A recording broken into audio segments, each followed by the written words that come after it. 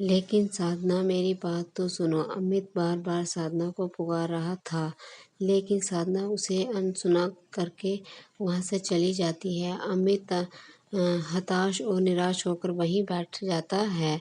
सड़क किनारे पटरी पर न जाने कितनी देर वह बैठा रहता है, सोचता रहता है। फिर किसी तरह हिम्मत जुटाकर साधना को मनाने चल देता है। इधर साधना आंखों में आंसू लिए तेज तेज कदमों से अपने घर की ओर चल दी थी। घर पहुंचकर साधना सीधे अपने कमरे में जाकर पलंग पर लेट जाती है। तभी उसकी मम्मी शोभा जी उसके पास आती हैं। बेटी क्या हुआ? बहुत परेशान लग रही है। अमित से लड़ाई हो गई है क्या? मम्मी उसका नाम मत लो, मैं अब उससे कभी नहीं मिलूंगी।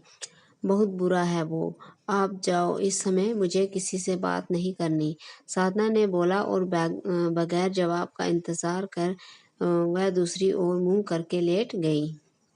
शोभा जी बाहर ड्राइंग रूम में आकर बैठ गई। साधना की परेशानी ने उन्हें भी परेशान कर दिया था। आखिर ऐसा क्या क्या बात थी जो साधना इतने परेशान है? ये सोचकर शोभा भी उधर इधर टहलने लगती है। तभी डोर बेल बजती है। शोभा जी गेट खोलती हैं तो सामने अमित खड़ा था। आंटी जी, साधना है क्या?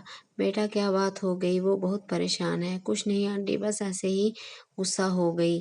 क्या मैं उसे मिल सकता हूँ? शोभा जी के हाँ कहने पर अमित साधना के कमरे में पहुंच जाता है। अचानक अमित को देखकर साधना उठकर बैठ जाती है, जोर से चिल्लाने लगती है, चले जाओ यहाँ से, आज के बाद मुझसे मिलने की कोशिश मत करना। अमित बार बार साधना को मनाता रहा, लेकिन वह उसकी शक्ल भी नहीं देखना चाहती थी। अमित ने जाते हुए बस इतना ही कहा, साधना आज तुम बहुत गुस्से में हो, लेकिन मेरी बात पर गौर करना, मैंने कुछ गलत नहीं कहा। और हाँ, मैं आज के बाद तुमसे कभी नहीं मिलूंगा। अमित के बाहर जाते ही शोभा जी फिर से साधना के कमरे में आई और बोली, ये क्या किया बेटी? अमित कितना अच्छा है, तूने उसे बेइज्जत करके घर से बाहर निकाल दिया।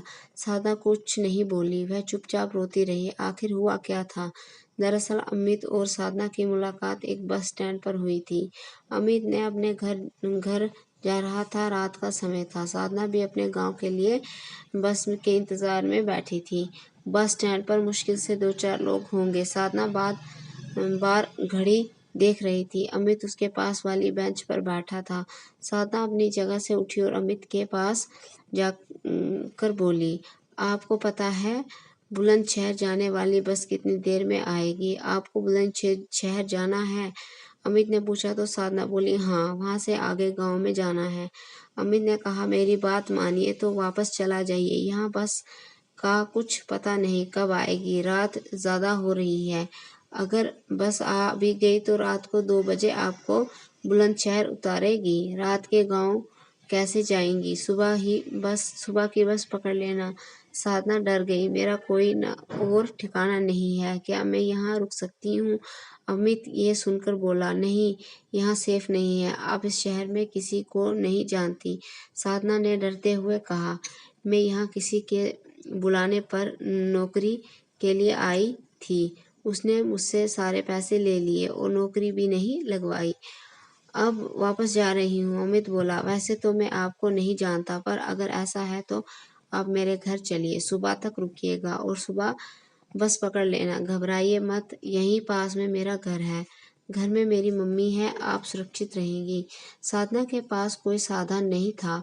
वह अमित के घर चली गई। अगले अगले दिन जब वह जाने लगी तो अमित ने उसे उसकी पढ़ाई के बारे में पूछा और उसने अपने ऑफिस में नौकरी की बात करने के लिए कहा। एक दिन और साधना ने रुकने का फैसला लिया। शाम को अमित आया तो उसने बताया कि उसकी कंपनी में नौकरी मिल जाएगी। साधना बहुत खुश हुई। अगले दिन से वह ऑफिस जाने लगी। बाद में उसने किराए पर एक फ्लैट ले लिया और गांव में अपनी माँ को भी बुला लिया। धीरे धीरे अमित और साधना एक दूसरे को पसंद करने लगे। साधना का प्रमोशन हो गया और उसकी सैलरी भी अब बढ़ गई थी। साधना एक अच्छे अपार्टमेंट में शिफ्ट हो गई थी। मॉडर्न सोसाइटी में उठना बैठना पार्टी करना उसका रोज का काम हो गया था। इधर अमित ने वही कंपनी छोड़ दी, वह दूसरे शहर में नौकरी करने लगा। धीरे धीरे अमित और साधना में दूरी बढ़ने लगी। अमित के दोस्त उसे बताते कि साधना किसी और लड़के के साथ घूमती है, लेकिन अमित इसकी परवाह नहीं करता था। धीरे धीरे अमित का भ्रम टूटने लगा। साधना उसका फोन नहीं उठाती थी, मैसेज का जवाब नहीं देती थी। एक दिन अमित अपनी माँ से मिलने आया तो उसने साधना को बाहर मिलने के लिए बुलाया। अमित ने साधना के सामने शादी का प्रस्ताव रखा और दूसरे शहर में उसके साथ चलने के लिए कहा। साधना ने साफ मना कर दिया। अमित ने कहा, मैंने तुम्हारे लिए नौकरी का भी इंतजाम कर लिया है, जितना पैकेज यहाँ मिल रहा है उससे अच्छा मिल जाएगा। इसी बात को लेकर अमित और साधना में कहा सुना हो रही थी। तभी अमित ने कहा, साधना भूलो मत, तुम आज जो हो कुछ भी हो मेरी वजह से हो। उस समय तुम मेरे प्यार के लिए तरसती थी, आज मेरा फोन भी नहीं उठाती। साफ साफ बताओ बात क्या है। साधना बोली, अमित मैं अभी शादी नहीं करना चाहती। जीवन में शादी सब कुछ नहीं होता। यदि यहाँ आज़ादी से जीना से सबसे छोड़कर मैं तुम्हारे साथ नहीं आ सकती। ये सुनकर अमित को गुस्सा आ गया और उसने कहा, बात यह है कि तुम किसी और से प्यार करने लगी हो। मैं अब तुम्हें पसंद नहीं हूँ, मेरे दोस्तों ने सब बता दिया है। साधना को बहुत गुस्सा आया और वो अमित को उल्टा सीधा सुनाकर अपने घर आ गई। अमित साधना से बेइज्जत होकर अगले ही दिन अपनी माँ को लेकर वापस लौट आ गया।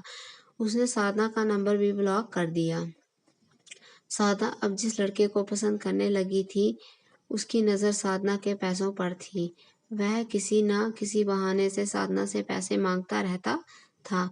एक दिन साधना ने मना किया तो उसने साधना को कहीं मिलने बुलाया और उसे बहुत मारा, साथ उसके साथ ज़बरदस्ती करने की कोशिश की। साधना किसी तरह जान बचाकर अपने घर पहुंची।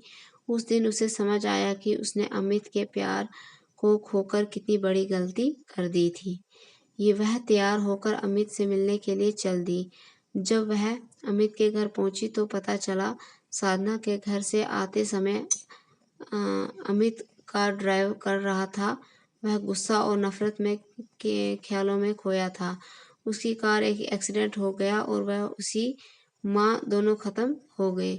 साधना के पैरों तले जमीन खिसक गई। जिस अमित ने उसे सहारा दिया वह उसी की मौत का कारण बन गई। साधना रोते हुए घर वापस आ गई। उसने अपनी माँ से कहा, मम्मी गांव वापस चलो, अब मैं यहाँ नौकरी कर पाऊंगी ना शादी। दोनों गांव के लिए रवाना हो गए। तो फ्रेंड्स, ये थी हमारी आज की स्टोरी। स्टोरी अच्छी लगी हो तो लाइक शेयर कमेंट ज़रूर कर दीजिएगा। चैनल को सब्सक्राइब करना ना भूलिएगा। साथ ही बेल आइकन को प्रेस कर लीजिएगा।